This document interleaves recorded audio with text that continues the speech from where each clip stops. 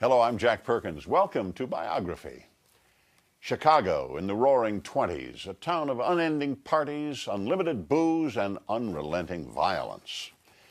Behind much of that action was one man. They called him Scarface, Al Capone, the most powerful man in the underworld.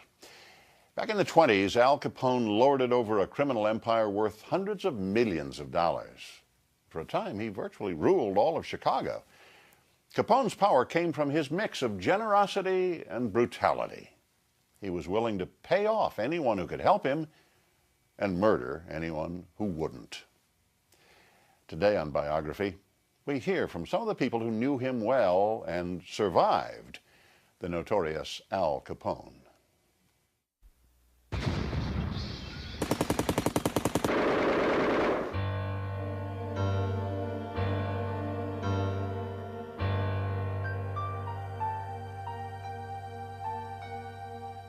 Al Capone rose to power with a deadly combination of raw brutality and brains. He wanted the public to love him, but those who dared to cross him knew better. Scarface Al Capone was a very, very evil man. For the big fellow, killing was just part of his business plan, a plan to become the CEO of organized crime in Chicago.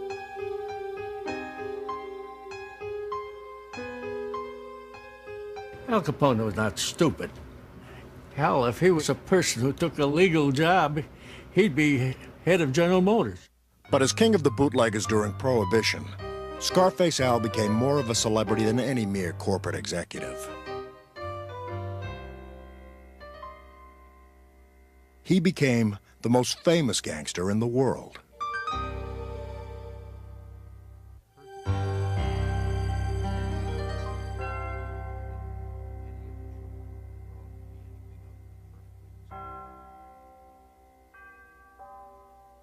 Alphonse Capone was a first-generation American, born January 17, 1899. His parents had many dreams when they left Naples for America. But when they settled in Brooklyn, the Capones found hardship. They lived first in a tenement in the crime-filled Navy Yard district. Life was rough for the Capones as they struggled to escape the waterfront. They finally moved, when Al was 10, to a better neighborhood. He had a perfectly fine mother and father. His mother was devoutly religious to the end of her life. His father was a perfectly respectable barber. No reason to believe that any of the children would grow up to be anything other than perfectly respectable children, and they all grew up to be criminals. Al's criminal path started early. He joined the toughest local gangs, stole things, and when necessary, used his fists. Young Al had flair. He was a cut above the punks who roamed the neighborhood with him. When he saw an elderly widow's washboard being stolen when he was a kid, he organized a kid gang to go get it, to retrieve it, to beat up the other kids who stole it, and to return it to her, and then to lead a parade, a sort of a celebratory parade afterwards, in which he could portray himself and play the hero. So even at a very young age, even pre-adolescent, you could sort of begin to see the outlines of the Al Capone who grew up with a kind of a Robin Hood legend. Capone learned more on the street than he ever did in school. He dropped out in 6th grade after smacking his teacher and in turn getting a thrashing from the principal. What he learned was how to shoot, first with a pool cue, then with a gun. Capone caused trouble with his buddies, but he also helped support his big family. Al tried the straight life, working in a munitions factory, as a pin setter in a bowling alley, and as a cloth cutter in a bookbindery. He also, as a sideline, became a bouncer out in Coney Island in a bar known as the Harvard Inn, which is kind of a joke because it was owned by a gangster named Frankie Yale. That's where Capone really got his first taste of mob life or gangster life in New York. It was also where a small-time hoodlum, Frank Galluccio, shielded his little sister, Lena, from Capone's advances and marked 18-year-old Al full life. Capone came over to the table, bent over, and said to Lena, loud enough so that the people at the next table swiveled their heads in surprise at the language, which was strange. "Honey, you got a beautiful ass," and I mean that as a compliment, really. Defending his sister's honor, Galluccio pulled out a knife and slashed the left side of Capone's face, giving rise to the nickname he hated, Scarface. Capone was ashamed of the scars, sometimes using powder to hide them, preferring to be photographed from the right side, and saying the scars were the result of a war injury. These formative years were when Capone caught the eye of a sharp Brooklyn mobster 17 years his senior. Johnny Torrio would become Capone's role model. Torrio moved to Chicago to run things for Vice Lord Big Jim Colosimo. Big Jim controlled a string of gambling dens and whorehouses. Colosimo's nightclub, just south of downtown, was where the action was. Entertainers, gangsters, and politicians crowded the joint. Big Jim's empire swelled. Torrio needed a lieutenant with brains as well as brawn, so he recruited Capone. With the imminent passage of Prohibition, Al would be an asset to Torrio. People he knew weren't going to stop drinking, and this opened up a brand new tax-free business to him. Al Capone, only 19, had just become a father and husband, in that order. He married an Irish girl, May Coughlin, who was 2 years older. Al, May, and their baby came to Chicago in 1919. The city would never be the same.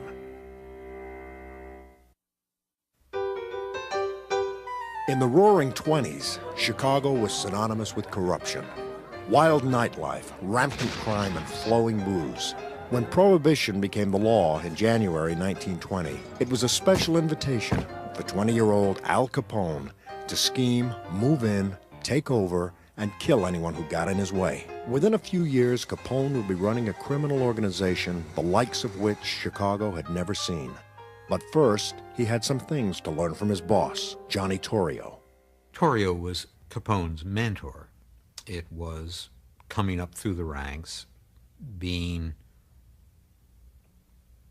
attractive to the boss, having the boss say, this is someone who might succeed me one day. I'm going to bring him along. You started out in one of the houses of prostitution, either as a bartender slash bouncer slash pimp slash roper. There's stories of supposedly Capone standing outside in front of one of the houses just saying to passersby, hey buddy, we got some nice girls inside. The hot spot where Capone worked was Colosimo's nightclub, watering hole for the city's high rollers. With Prohibition, Torrio saw dollar signs. Bootlegging was his answered prayer, but his boss, Big Jim Colosimo, thought he was rich enough and didn't need a new racket. Without Big Jim, Torrio couldn't expand. Exit Big Jim. But someone had to do it, and it was Capone who was the one who was chosen to arrange it. Al hired his former New York boss, Frankie Yale, to do the killing. Big Jim was rubbed out in May of 1920 in the lobby of his own club. The style of this hit was to become a hallmark of Capone's murders, planned, deliberate, and witnesses who had sudden amnesia. Now, Torrio and Capone could take over and cash in on bootlegging. Capone had the right instincts, but he still needed some polish. Torrio took the rough edges off of Capone. Aside from everything else, he insisted that he go to night school to improve his accent. He must have had a Brooklyn accent, but evidently he ended up without that kind of an accent. The people who knew him later in life said no, he had no particular accent at all. Capone rose quickly through the ranks of the underworld. He never wanted to be thought of as a criminal, but rather as a gentleman with a passion for opera and the finer things money could buy. Well, he was a very snappy dresser for those days, but not exactly in the Brooks Brothers mode.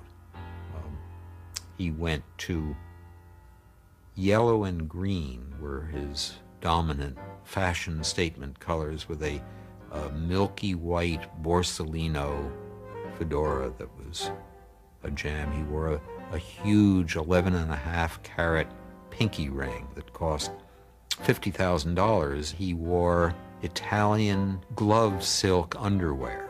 His style earned him the nickname he liked, Snorky, meaning sharp dresser. Al was flamboyant. His 5'10.5", 175 pounds, commanding attention as he and his gang swept into nightclubs. He used to come in with 4 or 5 guys, and they'd all sit at the table, and then the girls would come over, the hostesses in the club. They'd all come around, make a big fuss over him, and he'd give them money. You know, he was very liberal. Oh, sure, I met him. He was a very nice person, as to know him, you know. And what they said, he never did anything. It was his people that did it, like his men that he had or whatever, do this dirty work. Many people only believed in Capone's good nature. They didn't see evil, just generosity. Like the time he spilled a drink on a showgirl's new dress. But it was all wet, and I thought, my God, what am I going to do, you know, like for the rest of the night.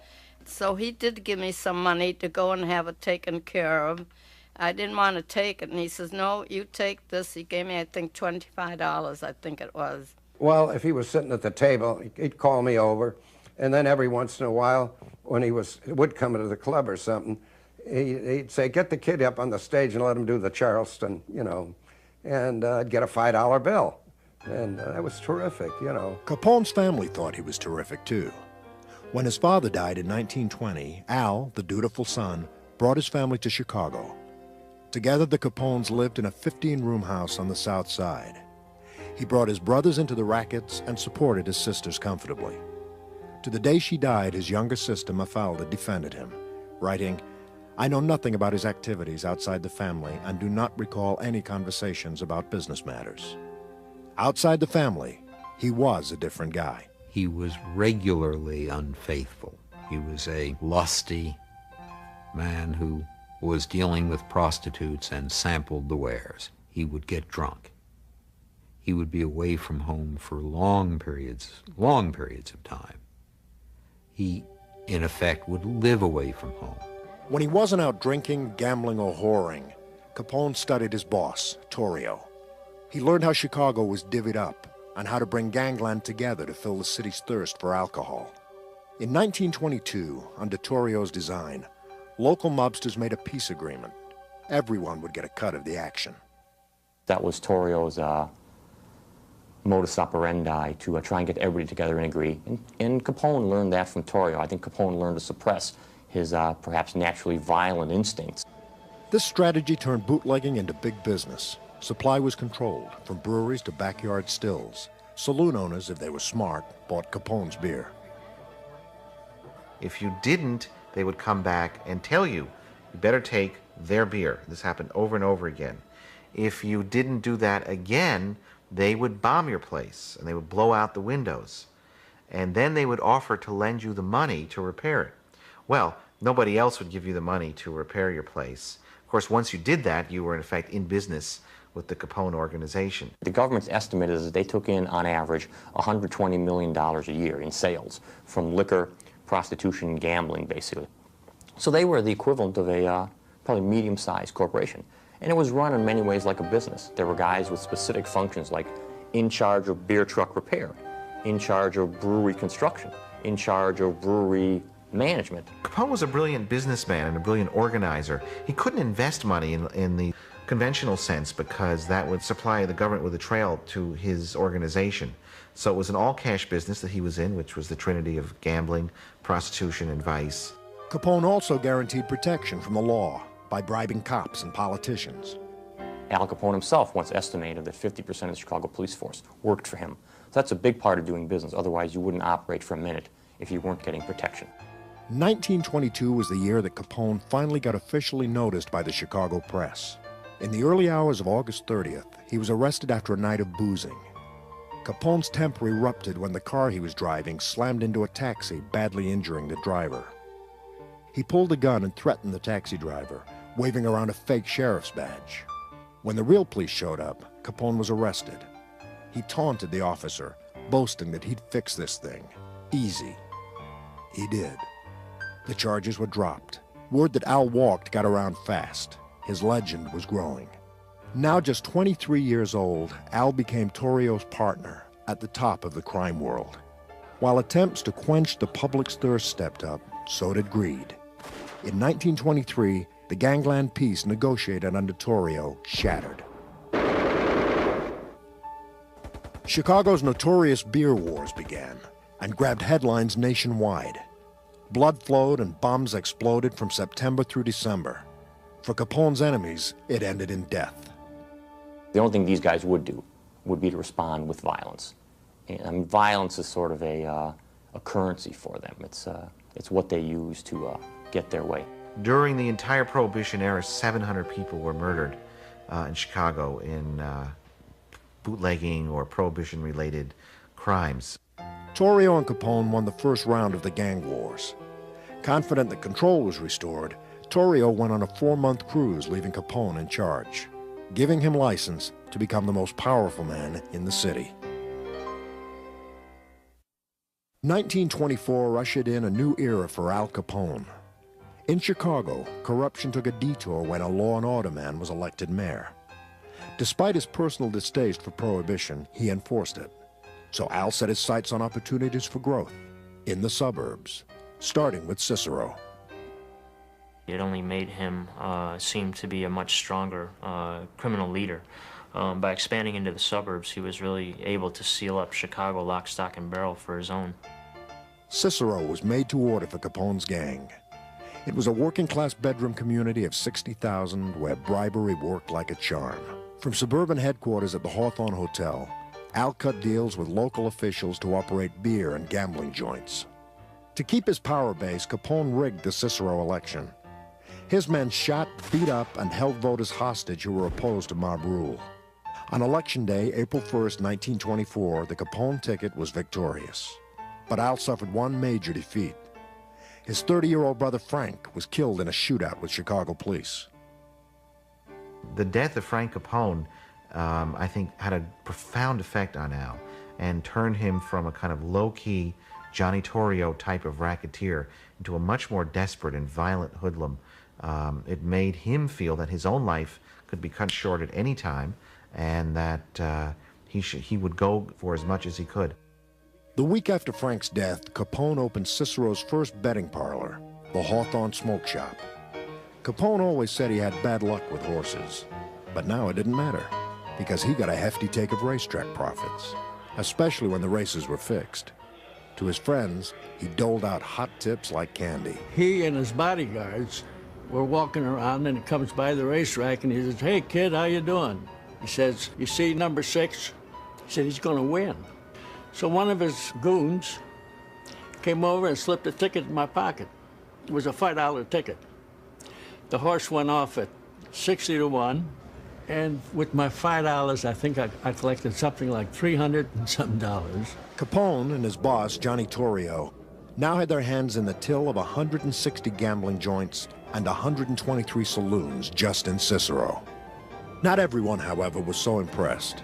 A crusading 21-year-old newspaper editor, Robert St. John, was disgusted. In his paper, he exposed town leaders on the mob payroll and detailed a Capone brothel with a death chamber run by Al's older brother, Ralph. And of course, that made me an enemy of the Capones.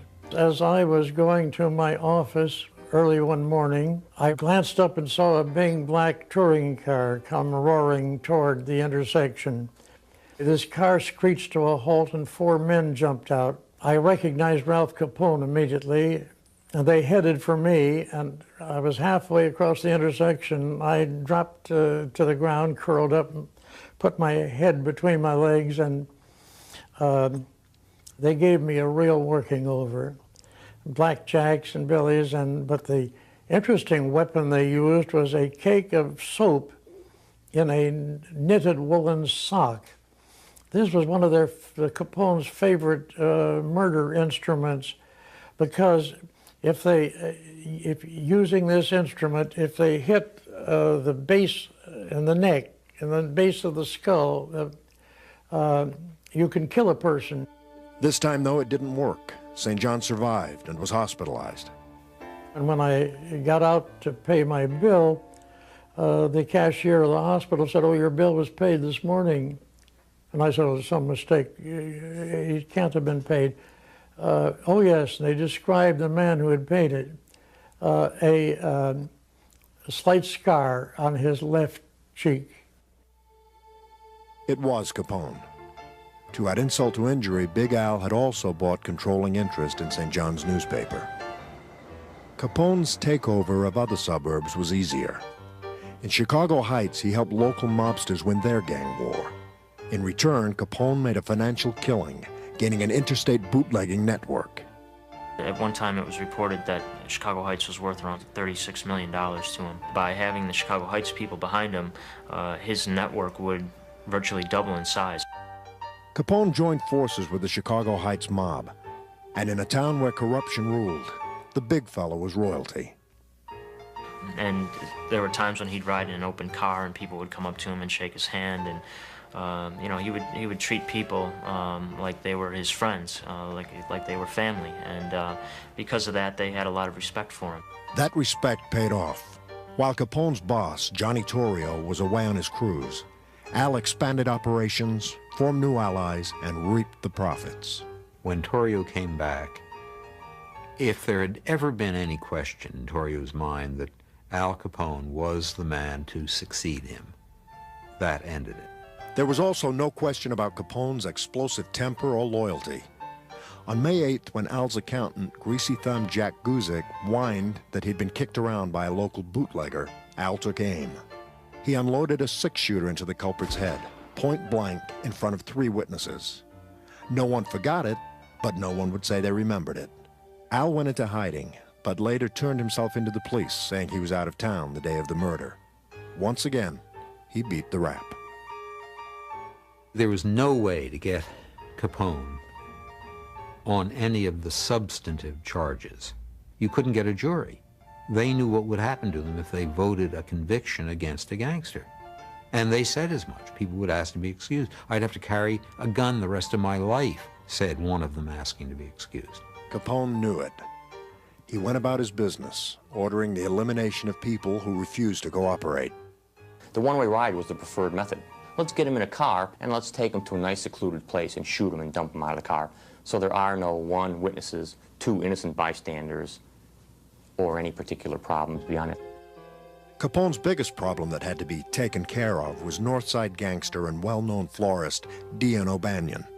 O'Banion had plenty of power and money, but wanted more. He made a fatal mistake when he tried to swindle Capone and his boss, Torrio, on a brewery deal. On the morning of May 19th, Torrio got arrested in a prohibition raid O'Banion knew about. Torrio was on his way to the slammer, but not before he'd get revenge. Once again, New York triggerman Frankie Yale got the nod. Yale would do the job with 2 local hitmen.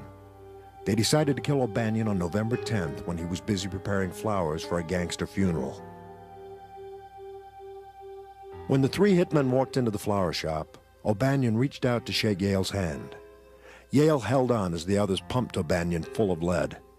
It was the end of O'Banion and the beginning of a bloody gang war. That's because in January 1925, 2 of O'Banion's men, George Bugs Moran and Jaime Weiss, tried to avenge their boss's murder and went gunning for Capone and Torrio. They missed Al, but managed to ambush Torrio. Torrio recovered and was sent to prison on the prohibition charge. In March, while serving time, he announced his retirement. To no one's surprise, leadership of the mob was passed to Capone, then just 26 years old. The youthful mob boss was front-page news. He liked being in the limelight. When accused of a crime, he'd call a press conference. And he'd say, hey, look, fella, I had nothing to do with this. Please, get off of my back. But the truth was Capone had everything to do with Chicago's increasingly vicious gang violence. Al was now a moving target. He shielded himself in his new high-security headquarters in the plush Metropole Hotel. Secret tunnels helped Al and his men make quick getaways. He never went anywhere alone. Capone had more security than President Calvin Coolidge. He rode in a $20,000 customized Cadillac limousine that was more like a tank. It was 7 tons, armor-plated, with bulletproof glass. The back window could be yanked when gunmen had to fire at their enemies. Capone now had his share. They kept encroaching on each other's territory. Wasn't supposed to happen, it did. They shot each other. Capone was going to have to eliminate one by one the opposition again. Bring one by one, bring them all in line. All Capone had to do now was give the orders. He did, and he never looked back.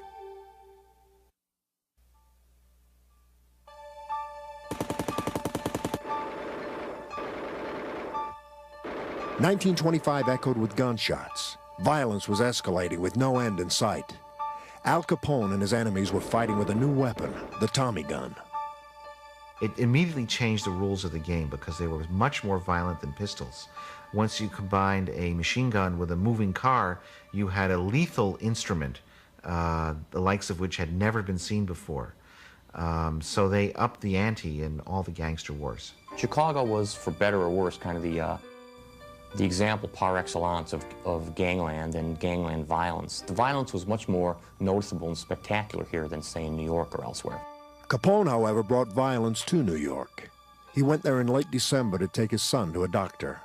Then he gave his buddy Frankie Yale a Christmas present, slaughtering 3 of Yale's enemies. Capone and his men were arrested. As usual, all the witnesses were silent, and the charges were dropped. Al came back to Chicago, to 1926 and the continuing gang war. The stakes were getting higher when on April 27th, Al led a 5-car assault on a rival gang. Outside a Cicero bar, Capone and his men opened fire. The tally, 3 wounded, 3 dead, including a 25-year-old assistant state's attorney. Bill McSwiggan had stayed close with his childhood buddies who were Capone's enemies. There was an outcry over the murder of a public official, so Capone vanished. In fact, he went to Lansing, Michigan, where he hid out at a little cottage with his mistress for the summer until the heat was off. After a while, he began negotiations with the Illinois state authorities and delivered himself into their custody. Despite a major investigation, a coroner's inquest, and the convening of 6 grand juries, Capone was never indicted. Once again, he got off, proclaiming his innocence. Capone appeared untouchable. In fact, one day he went to a courthouse, a jail, and a police station asking if there was any policeman there, any cop, any detective, any judge who wanted to arrest him. Nobody did. Nobody dared. And of course, he brought a reporter around with him to show that he was not a wanted man in Chicago. I was the only photographer, and the paper had the only reporter with him. And we went to all these places.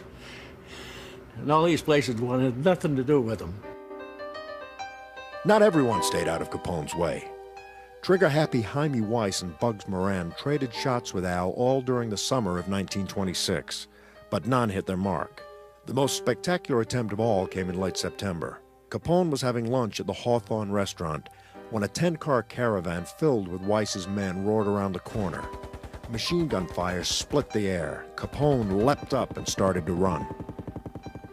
His bodyguard, it registered on him before it registered on Capone that something is wrong and there's going to be more. They must have been blanks to make us find out what's happening. He dove forward, knocked Capone to the floor, and was holding him down when the rest of the cars came by with real machine guns, and they just shot up the entire block. Finally, a gunman got out, knelt in the doorway, and sprayed the whole place. 5,000 bullets blasted the coffee shop in just under 10 minutes. It was destroyed, but amazingly no one was killed. Capone paid hospital bills for the one person injured. Then he turned his attention to getting rid of Weiss. Capone ordered his men to rent rooms that overlooked the Weiss-Moran headquarters. When they spotted Weiss crossing the street, they opened fire. One more problem eliminated. Soon after, Bugs Moran became leader of the North Side Gang. Capone sent him condolences about Weiss, denying any involvement with his assassination. In late October, Capone made a peace agreement with Moran and other gang leaders. Al later said, "There's plenty of beer business for everybody. Why kill each other over it?" At age 27, Capone's power in the underworld was growing, but he craved recognition as an upstanding businessman. After all, he employed more than 400 people and controlled a multi-million-dollar operation. He didn't go running around with a machine gun shooting people out of fast-moving cars. You would find him in his office, surrounded by junior executives with the phones jangling, 3 people waiting to get a little bit of his time for an executive decision. That was his working day. That's the kind of criminal he was. In other words, he was a modern criminal. 1927 started as a good year for Al by all measures. The U.S. Attorney's Office would estimate his organization took in $105 million that year, all from unlawful enterprises. One of his allies, Big Bill Thompson, was voted back in as mayor of Chicago, giving control of the city, in effect, to Capone. When things were going his way, Al tried to relax. He took his son to baseball games. He boxed. He liked to have a good time. Capone said he was tired of being underappreciated in his role as public servant, that he needed a getaway. So he bought one. In January 1928, Capone paid $40,000 in cash for a 14-room mansion on Palm Island, Florida, near Miami. He invested another $100,000 in improvements to make it a paradise. Still, this wouldn't shelter Capone from problems starting to brew in his own organization. Al learned that his favorite New York hitman, Frankie Yale, was stealing East Coast booze shipments. Loyalty was paramount to Capone, and he felt betrayed. Yale had killed often for Capone. Now the tables were turned. On July 1st, 1928, Yale was the victim, chased and shot down in New York by Al's gunmen. Capone still had one significant rival, Bugs Moran. Moran's gang was hijacking the mob's whiskey. Capone was fed up with Moran's antics, and at the end of December, he went to Florida to mastermind what would become his most infamous crime. The St. Valentine's Day Massacre was one of the most fascinating and complicated hits in the history of gangland in this country, probably also the most celebrated. On the morning of February 14th, 1929, Moran was late getting to his warehouse. His men were there waiting for a shipment of whiskey. Strangers walked in, 2 dressed as cops, 2 others in plain clothes. Moran's men, thinking it was a raid, put their hands up, turned and faced the wall, and instantly were mowed down. An inquest was assembled to investigate. Moran and others pointed the finger at Capone, but Al had an airtight alibi. He was in Florida in a meeting with the district attorney in Miami at the time of the shootings. Once again, with no one willing to testify, the case was closed. No one knows for sure who did it. My theory is they thought the last person to go in, who looked quite a bit like Moran and was wearing the same outfit that Moran wore, a light overcoat with a darker brown fedora. I think they thought he was Moran. The city and the country was sickened by this killing, but the bloodshed wasn't over. The St. Valentine's Day Massacre was the most graphic show of violence yet. Now, there was no escape for Capone. He was to become the target of criminals and lawmen alike. Public disgust with the St. Valentine's Day Massacre had barely subsided when Al Capone made his next move to clean house. In May 1929, Al's informants told him hitmen John Scalise and Albert Anselmi and another gunman were conspiring to murder him. Capone invited them to a roadhouse in Indiana. He got their confidence and threw a banquet for them, and they had a wonderful evening drinking and eating, and then at the end of the night, then the tables turned and he accused them of treachery, and he and his bodyguards beat him to death with baseball bats, before shooting him, of course. I photographed the 3 bodies that were found in the brushes in Hammond. Their heads were smashed. They were bad. The police picked up the bodies and they took them to a mortuary, and we had taken pictures of them covered up. You only show a little bit of their face. It was a really hideous crime. In fact, it was so hideous that even other gangsters began to distance themselves from Capone at that time. Suddenly, trouble was everywhere for Capone. Public sentiment against him was growing. His life was in danger. There was a $50,000 contract out on him. Al figured the only place he'd be safe was in a jail, away from Chicago. So he set it up. On May 16th, leaving a movie theater in Philadelphia, Capone and his bodyguard were arrested for carrying concealed weapons. The scheme went haywire when the judge threw the book at them. The verdict was stiff: a year in jail. Al tried everything to get out early, from bribery to giving money to local charities at Christmas. It didn't work. So Al used his phone privileges to run his gang, long distance from jail. The news he got from home was bad. Capone and his organization were now a target of the federal government. President Hoover wanted to see Big Al behind bars for a long time. He kept asking his aides, "Have you got that fellow Capone yet?" The IRS was working on it, closing in on his gang. While he was still in jail in Philadelphia, Ralph Capone was gotten and was sent away. Jack Guzik was sent away.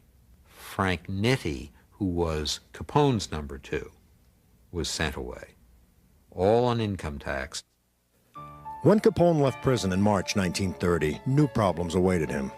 He had just been named public enemy number 1 by the Chicago Crime Commission, but he wanted people to think of him as a good guy. The country was entering the Depression, so Capone responded, opening Chicago's first soup kitchen, feeding 3,000 hungry people a day. If it wasn't for our friend Al Capone open this here White House on 935 South State Street, we wouldn't eat. Capone's generosity made him somewhat of a folk hero in the media. But in June, Al lost one of his major pipelines to the press. Jake Lingle, who covered crime and politics for the Chicago Tribune and was on Capone's payroll, was gunned down by one of Al's rivals. When I looked at him, I said, "Oh my God, that's Jake." Well, I took a picture too and then called the office. I said, "Jake Lingle was just killed. He was on his way to the racetrack, and the only reason I know that is because he had a racing farm near him." Capone avenged Lingle's death and began to deal with his newest enemy, the federal government. Pop culture has left the impression that a group of Prohibition agents shut down Capone. The Untouchables, led by Elliot Ness, in reality, did little more than stage a couple of raids for the press. The IRS taxmen, who had already put away Capone's top lieutenants, were the government's real heroes. But it wasn't easy. Legally, Al didn't own a thing. He couldn't buy real estate. He put his house in Florida in his wife's name. He put his house in Chicago in his mother's name. He put his car in his wife's name. He didn't keep ledgers, but some of his bookkeepers kept ledgers. And eventually the IRS discovered the ledgers, was able to decipher the ledgers, and was able to track some of the codes in the ledgers to Capone's old bookkeepers and then track them back to Capone himself. It took 5 years to bring all the evidence together. On June 5th, 1931, the man known as Alphonse Capone was indicted on 22 counts of income tax evasion dating from 1925 through 1929. The prosecution, led by United States Attorney George E.Q. Johnson, said Capone owed Uncle Sam just over $215,000. Capone did everything in his power to control the outcome of this case. Capone hired 5 hoodlums to come out here from New York to kill my father. And they were spotted here, and the Secret Service had tailed them enough to stop this, and Capone was convinced you better send them home. This was just before the trial.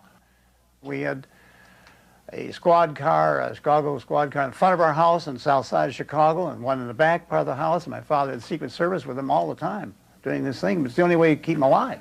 Capone tried to plea bargain, but the judge wouldn't hear of it. Then Capone opened his wallet to buy off the jury.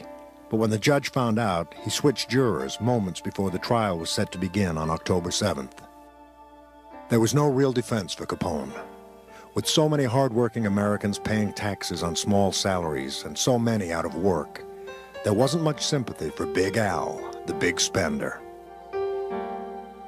The jury was out 9 hours. There were 22 ballots taken. And as we know by history, that Al Capone was found guilty of income tax evasion. Not murder, not pimping, not all the dirty things he did or killing, but income tax. But that was the only way he could be prosecuted, and that's what my father did. Capone was sentenced to 11 years behind bars, the stiffest penalty of any tax case to date. It's safe to assume that Capone never expected to be convicted, or if he was convicted, he expected to spend perhaps a year or 2 in jail, not 10 or 11 years. As he left court, he looked at the photographers and said, "Get enough, boys. You won't be seeing me for a long time." Capone appealed the verdict, but lost, and went from Chicago's Cook County Jail to federal prison in Atlanta. In August 1934, he was sent to the Rock, Alcatraz. At Alcatraz, Capone kept to himself. His old ways didn't work there. In 1936, a fellow prisoner tried to kill him, stabbing Capone in the back with a pair of scissors. In 1938, Al was officially diagnosed as suffering the degenerative effects of syphilis, picked up from one of his prostitute girlfriends. His mind was going. Capone needed medical treatment, and in January 1939, he was transferred to the Federal Correctional Center outside Los Angeles. In November, he was released from prison and sent to Union Memorial Hospital in Baltimore. Al returned to Florida in March 1940. Syphilis ate away at Capone for the rest of his life. At age 48, on January 25, 1947, Alphonse Capone died of cardiac arrest. His body was taken to Chicago for burial. Well, it was a very cold day in January of 1947. In fact, it was 11 below zero at the time. It was a huge funeral because hundreds of persons turned out. There was an edict by Anthony J. Accardo, who was the boss of the mob and had been a former bodyguard for Al Capone, to all crime syndicate gangsters to show up at the funeral and pay their respects to Al Capone, even though Al Capone had no power and was helpless when he died. Capone's run as a mob kingpin was over, but his fingerprints on crime and Chicago's reputation lives on. There's no doubt but that the Capone era established the underpinnings of what is now the Chicago organized crime family. It gave the mob, a start here in the Windy City. And that beginning led to a zenith in activity in the 50s and 60s and into the 70s. There was and continues to be in some form an alliance between the hoodlums that began under Capone and elected public officials. Chicago can't shake its link with the big fellow. In 1993, a tourist attraction paying homage to him opened. His legend lives on. I'm Big Al, A.C. Alphonse Capone. My father made many speeches and made this point about Al Capone upon numerous occasions, that had this man taken all his energy, talent, and basic intelligence and guts, if you will, and directed this energy down legitimate avenues, he'd been a very successful businessman. There's no doubt about it. He had a peculiar charm about him that he could use when he wanted to use, and this, of course, was deceptive. But as we all know, he didn't use his talent in that direction, and as a result, people died, people were hurt, and Chicago lost its reputation. Of course, Capone is world famous. Wherever you go, if you mention Chicago, people instantly associate that city with Capone. There are lots of celebrities. Very, very few of them become allusions. So their name means the same thing to everyone who hears it. Capone was one. He never impressed me of anything except that he was a bad guy. And the reason maybe that I felt that way is because I happen to be an Italian. And anybody that hurts an Italian person, I feel hurt. And so, let's end this. To me, he was a bum. In 1933, a Chicago entrepreneur decided to cash in on Al Capone's legend. He opened a museum called Capone's Chicago. Tourists could buy T-shirts with Capone's likeness or watch a reenactment of the St. Valentine's Day Massacre. It's only recently that Capone's Chicago went out of business, and that closing delighted many Chicagoans who felt the museum glorified a brutal man who symbolized the city's most violent era. Well, whether those Chicagoans like it or not, the truth is that Al Capone remains one of Chicago's most famous names.